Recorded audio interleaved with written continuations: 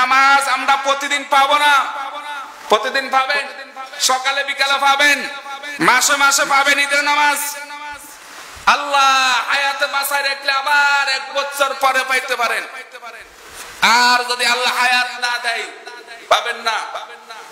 আর ওয়াক্তিয়া নামাজ আমি আধা ঘন্টা পরে পড়লেও পড়া যায়, একা একা পড়তে পারবো।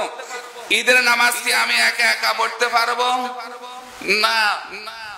এই জন্য নির্দিষ্ট টাইম করে দেওয়া হয় কমিটিরা, মসজিদের কমিটিরা যে নির্দিষ্ট টাইম করে দেয়, উচিত ওই টাইম মতন নামাজ আদায় করা। আর আমরা সকলে ওই টাইমের আগে আগে মসজিদে উপস্থিত হওয়া, এইটাই কথাটার দিকে খেয়াল করবেন আল্লাহর রাস্তে। প্রতি বছর যেরকম করেন 5 মিনিট আগে 10 মিনিট আগে আসেন, 2-4টা কথাও বলতে পারি না এমন টাইমে আসেন।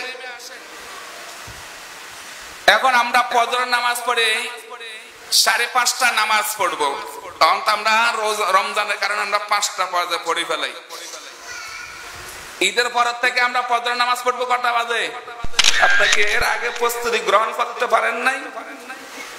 শহর অঞ্চলে দিয়ে যায় দেখেন ফজর পর পরে ঈদের নামাজ হয়।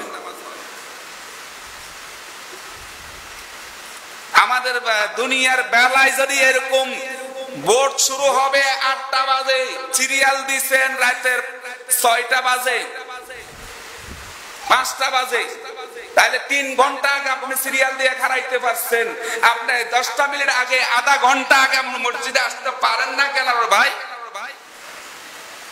এবার যদি এই কথাগুলো যদি হুজুররা বলে, হুজুররা আমাদেরকে খোসামারি কথা বলে, ভাই আপনাদের ভালোর জন্য বলতেছি, আপনাদের উপকারের জন্য বলতেছি।